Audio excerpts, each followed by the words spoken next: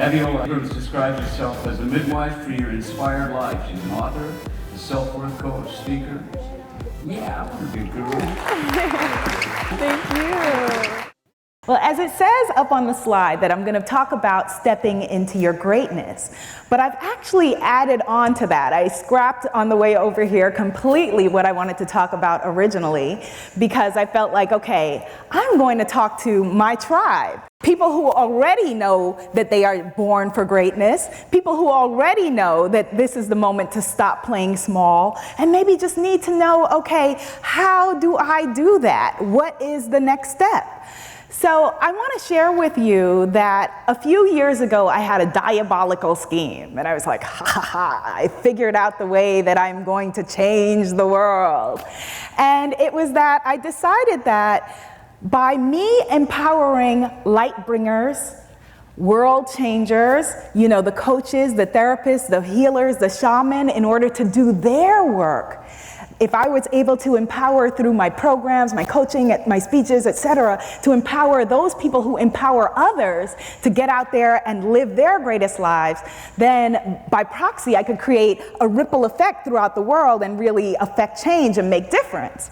Well, one of the things that I found out immediately as I started to work with our wonderful tribe of luminaries, the kind of person that is attracted to the Gratitude and Trust Summit, is that we are a bunch of wounded healers out here. That those of us who, you know, provide what I call the honey of life to others, you know, the creative people, the artists, the artisans, the coaches, the speakers, that we've got some issues, myself included, that, you know, Peter Shankman talked about his ADD and his challenges with dealing with that. Well, for me, that I have a lot of anxiety that I've dealt with my whole life, extreme social anxiety. I see several of you nodding that this is something that you're familiar with. And so you may wonder, well, Abiola, if you have, you know, extreme social anxiety, how are you able to get up on the stage at the Gratitude and Trust Summit? You know, I don't drink, I don't smoke, so there's none of that. So I can't rest on that. How are you able to then take the stage? And I say that the answer is two things. The first is that I'm the daughter of immigrants. My mother and my father are from the same village in Guyana, but they met here, they're back there. And so we first generation Americans are a scrappy bunch.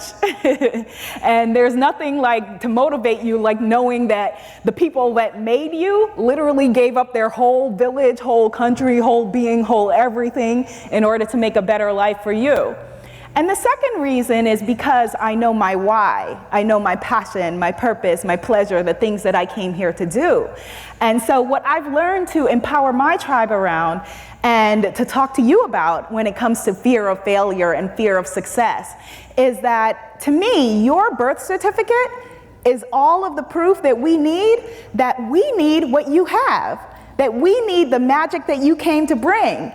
And so it is literally selfish of you if you have a purpose, a passion, a calling, a light, something that you came to do, and that you are cheating us by you not stepping into your greatness, stepping into yourself in order to do it.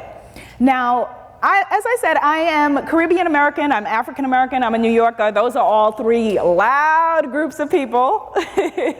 And so they're also three interactive groups. So anything that I do is going to be interactive. So I'm not just going to stand up here and perform and you're going to watch me and, you know, some people are taking notes or whatever. But this is about us putting things into our bodies and really feeling it. And so I know that it's the end of the day, but I'm going to ask everyone if you could join me in us giving a collective woo! All right? So 3, 2, 1. Woo! And the reason we do that is, for my left brain people, the reason we do that is because physics, you know, nothing happens until something moves. You know, even with mindfulness, it's actively being in the present moment. And for my right brain folks, we do a woo! because that is the international sound of people having fun. And it is essential for us to be having fun if we're going to overcome our fears of failure or fears of success and be able to answer to our purpose, our pleasure, our passion. As we heard that, I have a program, for example, called the Become the Guru Bootcamp. And there is nothing more triggering for a group of people who are bringing light into the world and worshiping at the feet of other gurus than to think of themselves as gurus. And I just want to now that you know a little bit about me, actually, let me just find out really quickly who is in the audience. Clap if you have ever had fear of failure. Okay, see, we are not alone. Clap if you've ever had fear of success. And it makes sense, that we're not alone, that they're two sides of the same coin. Fear of failure is, oh my God, what if I mess up? What if people laugh at me? What are they gonna think? What if I make a fool of myself? Fear of success is, oh my gosh, what if I succeed? People are gonna say, who does she think she is? Who does he think he is? How dare you? How dare she? All of those things, those externally led voices. So we wanna have our internal voice be really, really powerful and really shored up. We actually, one of the interesting things in pop culture, we learned 3 powerful self-worth lessons recently from Caitlyn Jenner, who used to be Bruce Jenner, about stepping into your greatness and, really stepping into your own, and the lesson of stopping playing small. And what we learned from her, what I learned from her at least, was, number 1, it's never too late to be who you might have been. Number 2, that as much as you may love the people in your life, that your decisions are yours and you've got to make yourself happy. And number 3, keep your eyes on your own paper, like they used to tell us in school. Keep your eyes on your own life. That a lot of people may envy other people for their wealth, their looks, their, fame or whatever it is, but ultimately we don't know ever the torture that someone could be living inside them. As Plato said, be kind, for everyone you meet is fighting a hard battle. And so part of fear of success or fear of failure is us imagining that everyone else has it together and that we are the only one who is dealing with whatever struggle or issues that we have. But we're not alone, not even a little bit.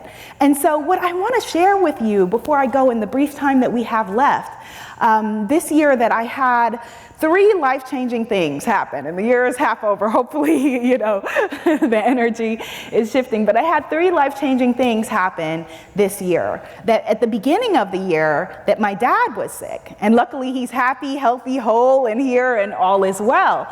But that was a blessing for me because it reminded me the importance of living actively in the now, as someone alluded to earlier, being present and loving the people that we have while we're here on the planet.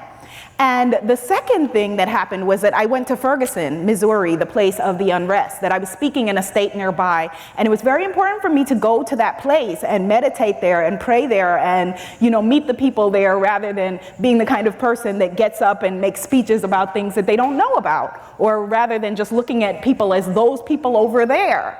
Because they are us, we are all in this together. And then the third thing that happened most profoundly is that a couple of months ago, a friend of mine who was a coach, was a speaker, was a luminary, would have been a member of the Gratitude and Trust tribe, killed himself. And none of us had any idea that he was in that kind of turmoil, that he had been living with HIV for a very long time. But we felt him to be a strong person, as we do, so many of us, that we look at each other and we think, you've got it all figured out, he's got it all figured out. And so what I want to share really, really briefly is just what this is the regrets of the dying that this wonderful woman, Bronnie Ware, put into a book for us all to remember how to live. Because we can't have fear of failure and fear of success if we keep our eyes on that prize and know that there is a purpose why we're here. So very quickly, the top 5 regrets of the dying. Number 5, I wish I would have let myself be happier. Anyone in here can relate to that? Yeah? Yeah, I wish I would have let myself be happier. I heard a conversation between 2 of my mentors recently, Barbara Walters and Oprah Winfrey, saying, I wish I would have enjoyed it more. And I was like, what? Like, these women are my icons. How are you not enjoying your life? Number 4, regret of the dying. I wish I would have stayed in touch with my friends. Number 3, regret of the dying. I wish I would have had the courage to express my feelings. Number 2, regret of the dying. I wish I would not have worked so hard. And the number 1 regret of the dying that I want you to take with you today and as you go forward in your life and in your work is, I wish I had the courage to live a life true to myself, not the life that others expected of me. So that is your challenge and your commitment for each and every one of you going forward. All right, so let's close with a woo!